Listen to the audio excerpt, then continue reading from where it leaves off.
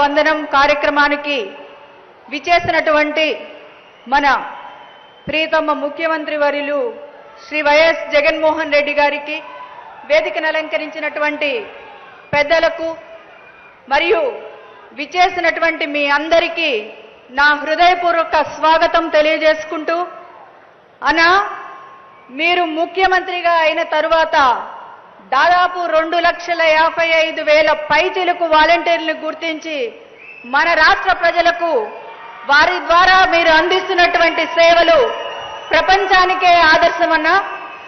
ఈరోజు చంద్రబాబు నాయుడు గారు చెప్పారు, బాబొస్తే జాబ్ వస్తుంది, ఇంటికొక ఉద్యోగం ఇస్తాను, నిరుద్యోగ భృతి ఇస్తాను అని చెప్పి మాట తప్పిన పరిస్థితులు మనందరికీ తెలుసన్నా.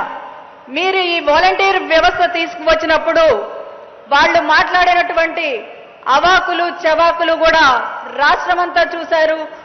ఈరోజు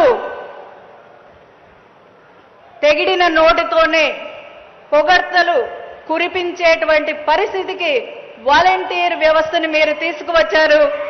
అదే కదా పాలన అంటే.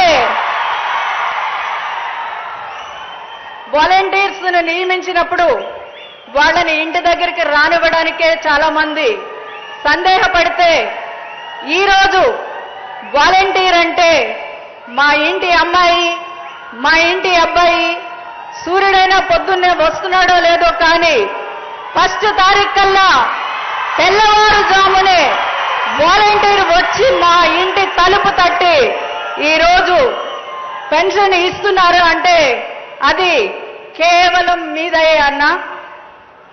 ఇప్పుడైతే కోవిడ్ రోజులు, లాక్డౌన్ రోజులు మనం మర్చిపోయాం, కానీ ఆ రోజు ఇంట్లో వాళ్ళు ఒకళ్ళు పలకరించుకోవడానికే భయపడేటువంటి పరిస్థితుల్లో మరి వాళ్ళ కుటుంబాలను కూడా లెక్క చేయకుండా సేవలు అందించినటువంటి సైనికులు ఎవరన్నా ఉన్నారంటే అది వాలంటీర్లు మాత్రమే అని చెప్పుకోవడానికి మేము కూడా గర్వపడుతున్నామన్నా.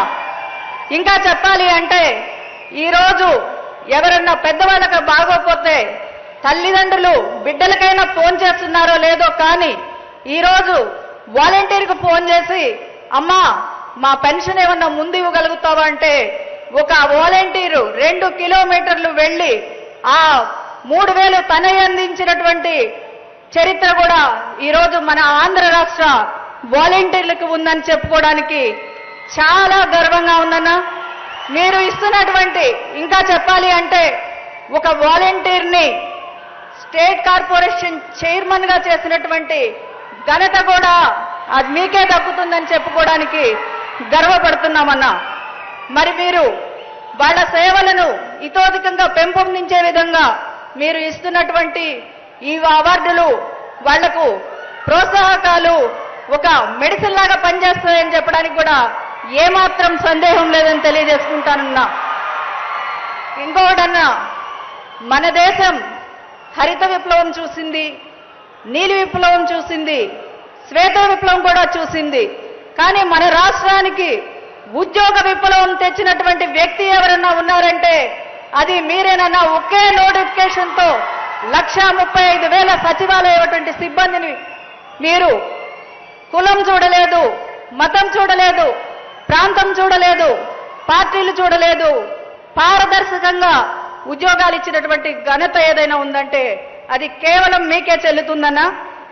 ఇంకా ఈరోజు మీరు కల్పించినటువంటి ఉద్యోగాలు ఎంత అని కేంద్రం చెప్పిన లెక్కలు 16 లక్షల మందికి ఈరోజు మన రాష్ట్రంలో ఉద్యోగాలు కల్పించబడినాయి అన్న.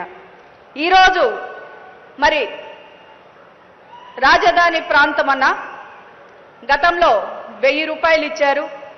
మీరు వచ్చిన తర్వాత దాన్ని 3,000 రూపాయలకు పెంచారన్నా. మీ దయతో దాన్ని 5,000 చేయమని పెద్ద మనసుతో అంగీకరించమని కోరుకుంటా ఉన్నానన్నా. ఈరోజు మన ఆంధ్ర రాష్ట్ర పేద ప్రజల గుండె చప్పుడు ఏమిటంటే దండాలయ్యా దండాలయ్యా మహారాజై నువ్వు ఉండాలయ్యా. చివరిగా అన్న ఈ ప్రాంత ప్రజల కోరిక ఒక్కటి మనవి చేసుకుంటానున్నా. ఇక్కడ కార్మెల్ మాత కొండ ఉందన్న, దాని మీదకి ఘాట్ రోడ్డు అడుగుతున్నారన్నా.